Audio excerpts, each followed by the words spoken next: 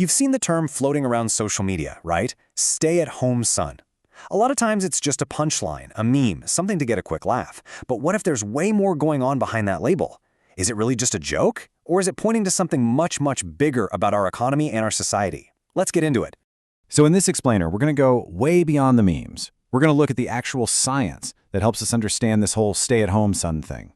We'll dig into what's driving it, how all the online chatter actually affects people, and what the research tells us about how to make these living situations really work. All right, first things first, let's just ground this in reality. This is not some niche internet thing. According to the Pew Research Center, in 2023, almost 1 out of every 5 young adults in the U.S. was living with their parents. We're talking about people between 25 and 34. That's a huge number. It's a major shift in how we live. And when you dig into the data, you see a bit of a gender split. It turns out 20% of young men are living at home, while for young women, it's about 15%. And that difference right there is a big part of why the specific stay-at-home son label has gotten so much attention. But numbers like that only tell you part of the story. The way we actually talk about it is a lot messier than just a simple statistic. So let's dive into the research that really unpacks the meaning hiding behind the meme. The insights we're covering today are hot off the press, from new research by Dr. Ronnie Rodas. And he's kind of the perfect person to tackle this, because his background is in both technology and social science. He gets how an online term can have a huge real-world impact. And we also have to give a shout-out to Professor Charlotte Zeman, who contributed to the study and was really the one who flagged this as a new social trend that needed a closer look. So one of the first things Dr. Rodas's work did was analyze how the media and all of us on social platforms are talking about this. And what he found is, well, there's no single story. As you can see from this chart, the framing is all over the map. It's everything from a serious economic discussion to just straight-up comedy. It's like the term itself has become this giant container for all sorts of different ideas. For some, it's about not being able to afford rent.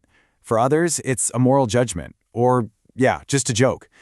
But it can also be about cultural norms, or someone's journey through mental health recovery, or even people branding it as a kind of lifestyle choice.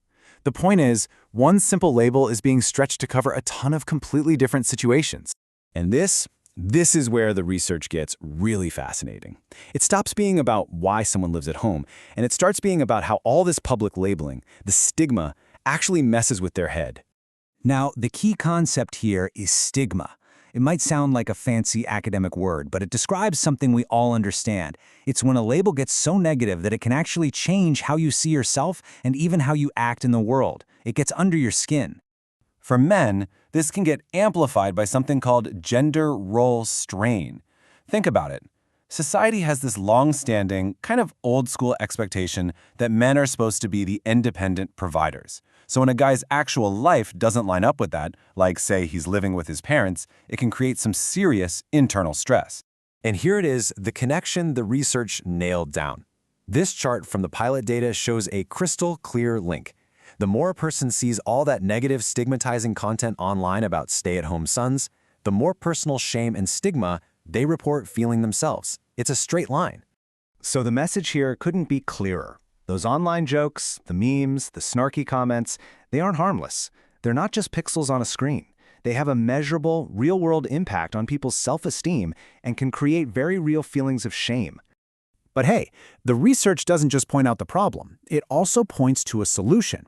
And it turns out there's one key ingredient that can totally change the dynamic for the better. And that word is reciprocity. Just look at this pattern from the pilot data. It is so clear. When the level of reciprocity is high, and by that we mean how much the young adult is contributing to the household, the level of family conflict is way lower. It acts like a powerful buffer against all that potential friction. And we're not just talking about doing your share of the dishes here. As the research points out, actively contributing changes the entire vibe. It shifts the dynamic from feeling like one of dependency to one of mutual support and teamwork. And that is an incredibly powerful tool for keeping the peace. So what does this reciprocity actually look like? Well, the study breaks it down into 3 main pillars. First, contributing financially. Even small amounts for rent or groceries can make a big difference. Second, sharing the domestic work. Cooking, cleaning, fixing things. And third, providing care and support. Maybe that's giving a parent a ride to an appointment or helping out with other family responsibilities. When you put all of this research together, it really forces you to step back and look beyond that simple, judgmental label. it pushes us to start rethinking what independence even means in the world we live in today. Ultimately, what this all tells us is that the stay-at-home son label is just a flawed way of looking at things. It's a one-dimensional lens that completely misses the economic pressures, the complicated family dynamics, and all the personal stuff that might lead someone to live at home. Which leaves us with a really big question to chew on. In a world with a shaky economy and changing family structures, what does making it on your own actually mean anymore? Maybe it has less to do with your mailing address and a whole lot more to do with contribution, with reciprocity, and with sharing responsibility. Something to think about.